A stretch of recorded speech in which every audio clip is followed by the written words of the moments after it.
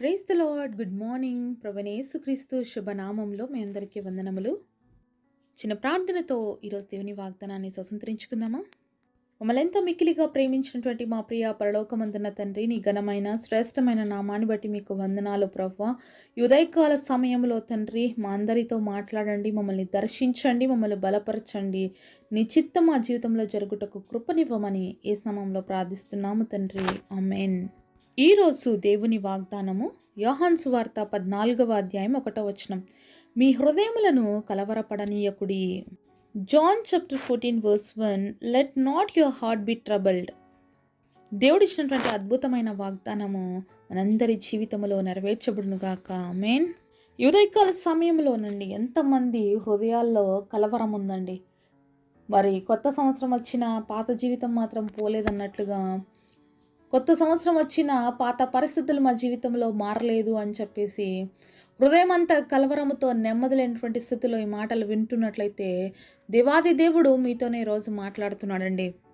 మన హృదయములో కలవరం పోవాలి అన్నా, మన చింత పోవాలి అన్నా, మన బాధలు తీరాలి అన్నా మనం యేసయ్య దగ్గరికి రావాలండి. అందుకనే మత్తయి సువార్త 11వ అధ్యాయం 28లో దేవుడు ఒక మాట అంటున్నాడు, ప్రయాసపడి భారం మోస్తున్న సమస్త జనులారా నా యొద్దకు రండి, నేను మీకు విశ్రాంతి కలుగజేస్తాను అని.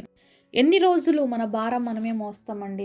మరి దేవుడి సన్నిధిలో ప్రార్థన చేస్తున్నాము అని చెప్తున్నాం, కానీ మనము మన యొక్క భారాన్ని మాత్రము విడిచిపెట్టట్లేదు. మన భారము దేవుడి పాదాల దగ్గర పెట్టేసి మనం ప్రశాంతంగా మన ప్రేయర్లో నుంచి లేస్తే తప్ప మనలో ఉన్నటువంటి ఆ భారం అనేది తొలగిపోదండి. మరి ఎంతకాలం మీరే మోస్తారు? మన భారాన్ని దేవుడు భరిస్తానన్నాడు. దేవుడు మన భారం నుంచి మనకు విడిపించి మనకు విశ్రాంతి కలుగజేస్తానని చెప్తూ ఉన్నాడు. అయినప్పటికీ కూడా నేనేదో సాధించేస్తాను, నా వల్ల అయిపోతుందని చెప్పి ఎంతగా ప్రయాసపడుతుంటామో చాలాసార్లు మనం అందరము ప్రయాసపడతాము. తర్వాత మన జీవితంలో ఏమీ జరగకపోవడాన్ని చూసి కలవరం కూడా పడుతూ ఉంటాం. అయితే ఈరోజు మన హృదయంలో ఉన్నటువంటి కలవరం మనల్ని విడిచిపెట్టి వెళ్ళిపోవాలి అంటే మన కలవరాన్ని ఎక్కడ విడిచిపెట్టాలి? దేవుడి పాదాల దగ్గర విడిచిపెట్టాలి. మనం ప్రార్థనలో కూర్చున్నప్పుడు అండి మన యొక్క భారం అంతటిని మనం దేవుడి పాదాల దగ్గర పెట్టేసి ఆమేన్ అని చెప్పిన తర్వాత దాన్ని అక్కడ విడిచిపెట్టేసి లేయాలండి. కానీ చాలాసార్లు మనం ఏం చేస్తామంటే తిరిగి వాటిని మన మీద వేసుకొని లేస్తామన్నమాట. అందుకనే మన హృదయాల్లో నెమ్మది ఉండదు. అందుకనే మన ప్రార్థనలకు జవాబు రావట్లేదు. ప్రార్థన చేస్తున్నాం కానీ దేవుడు జవాబు ఇవ్వట్లేదు అని మనం చాలాసార్లు అంటూ ఉంటాం. కానీ ప్రార్థన చేస్తున్నామని చెప్తున్నాము, కానీ ఆ ప్రార్థన ప్రతిఫలాన్ని మనం పొందుకోలేకపోతున్నాం. కారణం ఏంటంటే విశ్వాసముతో మనం దేవుడి పాదాల దగ్గర విడిచిపెట్టట్లేదు, తిరిగి వాటిని మోసుకొని వస్తున్నాము. కాబట్టి మన జీవితంలో ఏమైపోతుంది? ఏ కార్యాలని కూడా మనం చూడలేకపోతున్నాము. కాబట్టి ఈ కలవరం అనేది మన జీవితాల్లో నుంచి వెళ్ళిపోవాలి అంటే మనం ఏం చేయాలి అంటే మన హృదయాన్ని దేవుడికి అప్పగించుకోవాలి. యేసయ్య మన హృదయంలో ఉంటేనండి ఏ కలవరం ఉండదు. మరి యేసయ్య మీ హృదయంలో ఉన్నాడా ఈరోజు? మరి కలవరపరిచేటువంటివి, దిగులు పరిచేటువంటివి ఇవన్నీ కూడా దురాత్మల నుంచి కలిగేటువంటి కార్యాలు. దురాత్మ వల్ల ఎవరిని కూడా ప్రశాంతంగా ఉండనిదనమాట. ఎప్పుడూ కూడా కలవరముతో, అలాగే మనం గందరగోళపరిచే పరిస్థితులన్నీ కూడా సాతాను నుంచి కలిగేవండి. మరి దేవుడి బిడ్డలు ఎప్పుడు ఎలా ఉంటారంటే ప్రశాంతంగా ఉంటారు. ఈరోజు మన జీవితాల్లో ప్రశాంతత కరువైపోయిందేమో. ఎక్కడ చూసినా మరి గందరగోళ పరిస్థితులే కనిపిస్తున్నాయంటే దురాత్మ ఏలుబడి చేస్తున్నాడు అనే విషయాన్ని గుర్తు చేసుకోవాలండి. దేవుడు మన జీవితాల్లో ఏలుబడి చేస్తున్నప్పుడు మన హృదయాల్లో చుట్టూ ఎంత అల్లోకల్లోలం ఉన్నా, చుట్టూ ఎన్ని పరిస్థితులు ఉన్నా మనం మాత్రం ప్రశాంతంగా ఉండగలుగుతాం. ఒకసారి ఒక చిన్న బాబు మరి చాలామంది ఒక బోట్లో ప్రయాణం చేస్తూ ఉన్నారు. అయితే ఉన్నట్లుండి భయంకరమైనటువంటి తుఫాన్ వచ్చింది. అలలు ఎగిసెగిసి పడుతున్నాయి. మరి ఆ యొక్క బోటు ఊగిపోతుంది. అక్కడ ఉన్నటువంటి జనాలందరూ పరుగులు తీస్తున్నారు ప్రాణభయంతో. ఏమైపోతుందో, పడవ ఎప్పుడు మునిగిపోతుందో అని చెప్పి భయపడుతూ ఉంటే ఒక పిల్లోడు మాత్రము చాలా ప్రశాంతంగా కూర్చొని మరి పాటలు పాడుకుంటూ ఉన్నాడంట. అయితే అందరూ కూడా హడావుడిగా ఎలా ప్రాణాలు కాపాడుకోవాలి, ఎక్కడ ఎట్లా అని చెప్పేసి హడావుడిగా పరుగులు తీస్తున్న సమయంలో ఆ పిల్లోని చూసినటువంటి ఒక వ్యక్తి వచ్చి, బాబు అందరూ కూడా పడవ మునిగిపోతుందని చెప్పి భయంకరమైన తుఫాన్లో చిక్కుకుపోతామని చెప్పి భయపడుతూ పరుగులు తీస్తుంటే నువ్వేంది హ్యాపీగా కూర్చొని పాటలు పాడుకుంటున్నావు అని అంటే, ఆ పిల్లోడు అంటున్నాడంట, అంకుల్ మీకు తెలుసా ఈ యొక్క బోట్ నడుపుతున్న క్యాప్టెన్ ఎవరో అంటే, నాకు తెలీదు బాబు అంటే అతను అంటాడు, ఆ పిల్లోడు అంటాడు, ఈ ఓడ నడిపేటువంటి కెప్టెన్ మా నాన్న. మా నాన్న ఉండగా నేనెందుకు కలవరపడాలి? ఈ బోట్‌లో నేనున్నాను మా నాన్నకి తెలుసు కాబట్టి, మా నాన్న నన్ను సురక్షితంగా గమ్యం చేరుస్తాడు. నేనెందుకు కలవరపడాలి అని చెప్పాడంట. మరొక చిన్న బిడ్డకి అంత విశ్వాసం ఉంది వాళ్ళ తండ్రి పైన. ఎలాగైనా మా నాన్న నన్ను సురక్షితంగా ఒడ్డుకు చేరుస్తాడు అని. మరి పరలోకపు తండ్రి పైన అనేక సార్లు మనమెందుకు మరి విశ్వాసం ఉంచలేకపోతున్నామో, మనకెందుకు అంత ఖచ్చితమైన మాటలు రావటం లేదు అంటే, మనకు విశ్వాసము లేకపోవడమే. అనేక సార్లు మన జీవితాల్లో కలవరానికి కారణం ఏంటంటే, విశ్వాసము లేకపోవడం, నిరీక్షణ లేకపోవడం, పరిస్థితుల్ని మాత్రమే చూడగలగడం. కాబట్టే మన జీవితాల్లో కలవరం అనేది మన హృదయాల్లో ఏలుబడి చేస్తూ ఉంది. దేవుడి బిడ్డలుగా విశ్వాసుల జీవితం అనేది చాలా సునాయాసంగా నడిచే మార్గం కాదండి. మరి విశ్వాసపు జీవితంలో అనేకమైన పరీక్షలు వస్తాయి, అనేకమైన ఉడుదుడుకులు వస్తాయి, అనేకమైనటువంటి కష్టాలు వస్తాయి.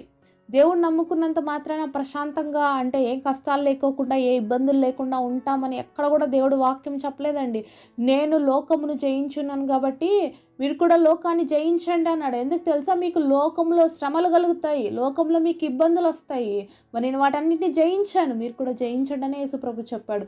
కాబట్టి లోకంలో ఉన్నాము కాబట్టి మనకి ఇవన్నీ సహజంగా వస్తూనే ఉంటాయి. అయినప్పటికీ కూడా ఈ పరిస్థితుల్లో మనం ఎలా నిలబడాలి అనేది కూడా దేవుడు మనకి చూపించాడండి. ప్రతి విషయంలో యేసుప్రభువే మనకు మాదిరండి. ప్రతి పరిస్థితిలో యేసుప్రభువే మనకి మాదిరి. కాబట్టి మనం యేసయ్యను చూస్తూనే నడవాలి. యేసయ్య వైపు చూస్తూ మన జీవిత పయనాన్ని గమ్యం చేరేంత వరకు కూడా ఆయన్ని చూస్తూ నడుచుకోవాలి. మనకున్న శ్రమల్లోనే, మనకున్నటువంటి ఆపదల్లోనే, అలాగే మనకు కలిగేటువంటి ఇబ్బందుల్లోనే మన విశ్వాసం అనేది పరీక్షించబడుతుంది. అయితే మనకు తెలుసు మరి ఇవన్నీ కూడా క్షణిక మాత్రమైనటువంటివే అని. అయితే వీటిని చూసి మనం కలవరపడుకుంటూ కూర్చుంటే మాత్రం మన జీవితంలో మనము మరి నాశనానికి, అధోపాతాళంలోకి వెళ్ళిపోతామన్నమాట. సాతాను ఎప్పుడు కోరుకునేది అదేనండి. మనుషుల్ని కలవరపరుస్తుంది, మనుషుల్ని భయంకరమైనటువంటి వేదనకి గురి చేస్తుంది సాతాను. ఆ వేదనకరమైనటువంటి స్థలంలోకి తీసుకుపోవడానికి ఎప్పుడు ప్రయత్నాలు జరుగుతూనే ఉంటాయి. ఈ లోకంలో కలిగేటువంటి శ్రమలు చూసి, బాధలు చూసి అనేక సార్లు మనము కలవరపడిపోతూ కూర్చుంటాం. కానీ కలవరపడాల్సిన విషయం ఒకటి ఉందండి. మరి నిజంగా బాధపడవలసిన విషయం ఒకటి ఉంది. ఏంటి తెలుసా? మరణించిన తర్వాత నేను ఎక్కడికి వెళ్తాను? మరి నిత్య నరకాగ్ని అనేది ఉందండి. ఆరని మంటల చేత నిరంతరము ఆ స్థలము వేదనకరమైన స్థలము, అలాగే భయంకరమైనటువంటి స్థలం ఉంది. ఆ స్థలంలోకి మనం పోకూడదు అనేది దేవుడి యొక్క గొప్ప ఉద్దేశం. కానీ సాతాను ఏం చేస్తుందంటే ఈరోజు మనుషుల హృదయాల్ని కలవరపెట్టేసి, మనుషులు భరించలేని విధముగా మనుషుల యొక్క తలంపుల్ని కలుషితం చేసేసి, నువ్వు దేనికి పనికిరావు అని చెప్పి ఒక వ్యక్తిని మాట మాటికి నిరుత్సాహపరిచేసి ఆ వ్యక్తి జీవితాన్ని నాశనం చేసేస్తున్నాడండి సాతాను. అలా భయంకరమైనటువంటి ఆ శోధనని జయించలేక అనేక మంది ఆత్మహత్యలు చేసుకుంటున్నారండి. ఆ కలవరాన్ని భరించలేక జయించలేనటువంటి వారు చాలామంది మరణానికి సిద్ధమవుతున్నారు. మరి మన ప్రాణం పైన మనకు అధికారం లేదండి. మనం ప్రాణం తీసుకోవడానికి మనకు అధికారం లేదు. మనకు ప్రాణం ఇచ్చిన దేవుడికి మాత్రమే మన ప్రాణం పైన అధికారం ఉంది. కానీ సాతాను మనల్ని ప్రేరేపించుట ద్వారా, సాతాను చెప్తున్న మాటలకి లొంగుడు ద్వారా ఈరోజు అనేక మంది ఆత్మహత్యలు చేసుకుంటున్నారు. ఎక్కడికి వెళ్తున్నారు ఆత్మహత్యలు చేసుకొని అంటే భయంకరమైనటువంటి నిత్య నరకాగ్నిలోకి వెళ్ళిపోతున్నారండి.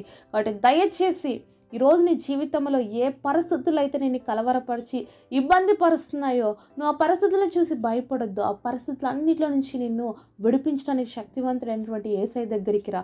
తప్పకుండా నీ పరిస్థితిని మారుస్తాడు. నీ యొక్క కలవరాల్ని తొలగిస్తాడు. నీకున్న అశాంతిని తీసేస్తాడు. దేవుడు నెమ్మదినిస్తాడు.